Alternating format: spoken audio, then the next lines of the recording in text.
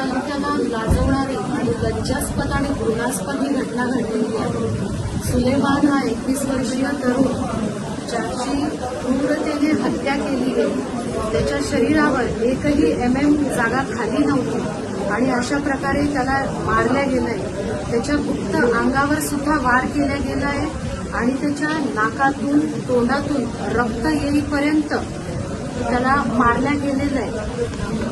आता यामध्ये जो आरोपी आहे तो आरोपी जो आहे हा जो आहे हा संजय गायकवाड यांच्यासोबत जो दिसतोय हा जो आरोपी आहे हा आरोपी सुलेमानची आई सुलेमानची बहीण यांना धमक्या देत होता।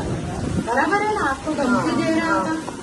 आता बघा याचा फोटो कोणासोबत, आमदार बुलढाण्याचे संजय गायकवाड ज्यांनी मागच्या महिन्यातच कॅन्टीनमध्ये मारामाऱ्या केल्या होत्या आणि हा आरोपी आता सापडला आहे का?